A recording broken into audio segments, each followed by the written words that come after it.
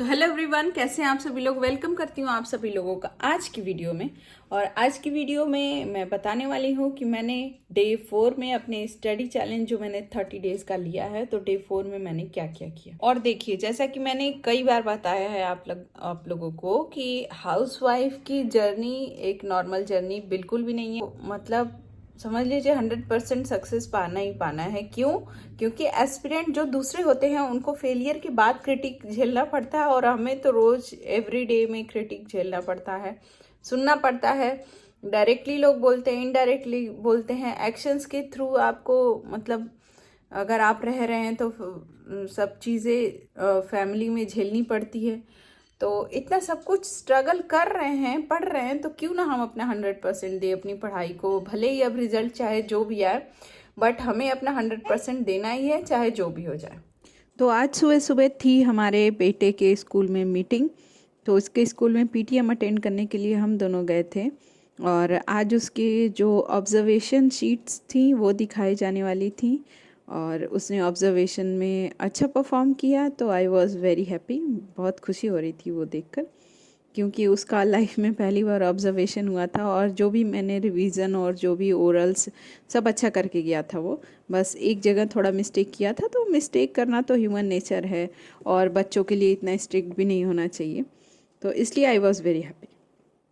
और इस तरह से फिर मीटिंग अटेंड करने के बाद घर आके फिर मैंने अपने स्टडी टारगेट्स में को पूरे करने में पूरी जान लगा दी।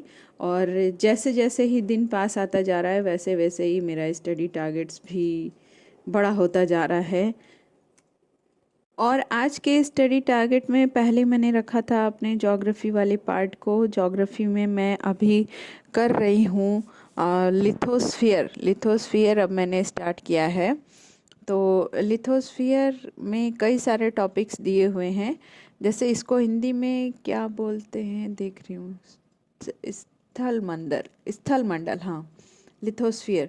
तो इसमें दिया है चट्टान और उसकी उत्पत्ति प्रकार, फिर ज्वालामुखी के प्रकार एवं विश्व वितरण, भूकंप और उत्पत्तियां एवं विश्व वितरण। ये इतना टॉपिक मैंने आज लिया था। तो पता ही होगा आप लोगों को कि जो रॉक्स हैं उसके टाइप, और फिर उसके बाद ज्वालामुखी की मतलब इंटीरियर भी वो बनती हैं, लैंडफॉर्म्स, स्थलाकृतियाँ, और एक्सटीरियर भी बनती हैं। और फिर उसके बाद भूकंप का भी, और कौन सी ज्वालामुखी, वर्ल्ड की ज्वालामुखियों को मैप पे प्लॉट भी करना था, उसे लर्न भी करना था। बहुत सारा काम है। मतलब ये 3-4 टॉपिक आपको दिख रहा है, बट इसके लिए मुझे पूरा दिन ही लग गया।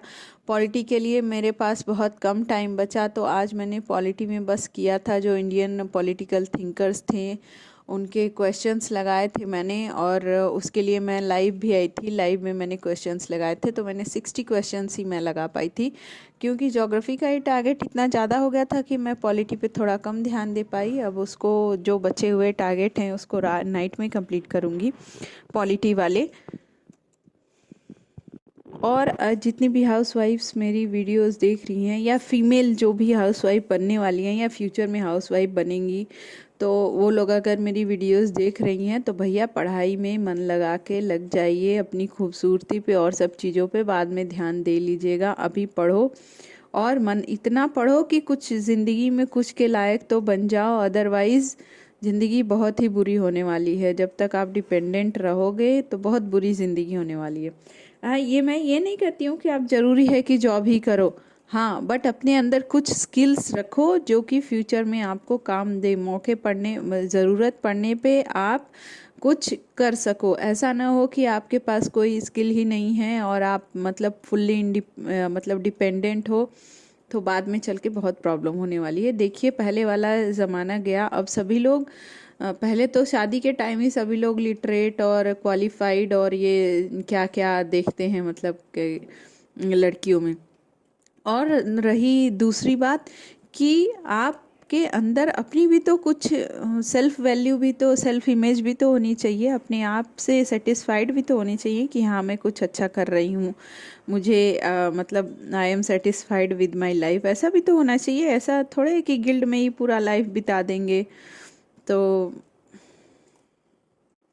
तो आपको अगर अपने ऊपर सेल्फ डाउट है, अपने आप को आप डाउट में पाते हो, तो जो जिस भी वजह से आप डाउटफुल हो उसको दूर करिए, अपने आप को अपग्रेड करिए। क्योंकि मार्केट में जहाँ भी आप जिस भी फील्ड में जाएंगे, आप उस फील्ड से रिलेटेड स्किल्स को सीखिए जिससे कि आपकी वैल्यू बढ़े।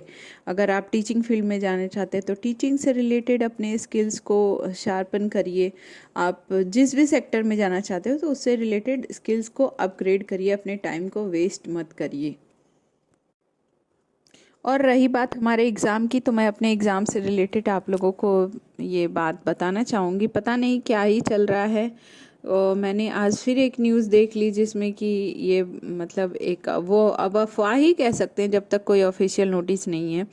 तो मैंने ऐसा एक अफवाह देख लिया कि अब ये जो एग्ज़ाम है ये कैंसिल हो जाएगा, क्योंकि इसका अध्याचन नहीं है उसके आयोग के पास। तो अगर एग्ज़ाम करा भी लिया तो अपॉइंटमेंट कैसे कराएगा।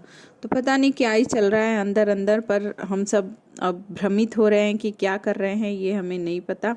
बट जो भी न्यूज़ आ रही है तो एस्पिरेंट होने के नाते अगर हमारे पास आएगी तो हम उसको सुन के घबराहट तो होगी ही। तो देखिए, अब जो ऐसा भी अपडेट होगा, जब तक ऑफिशियल नहीं आएगा तो तब तक कुछ कहा नहीं जा सकता है। बट अपनी पढ़ाई ज़ोर शोर से जो लोग भी कर रहे हैं, देखिए पढ़ाई कभी वेस्ट नहीं जाती है। इस एग्ज़ाम में नहीं होगा, दूसरे एग्ज़ाम में होगा। तो इसलिए अपनी पढ़ाई को, अपने चैलेंज को मैं तो कंप्लीट करने वाली हूँ। बाकी आपके ऊपर है, आप क्या कर रहे हैं, कैसे कर रहे हैं।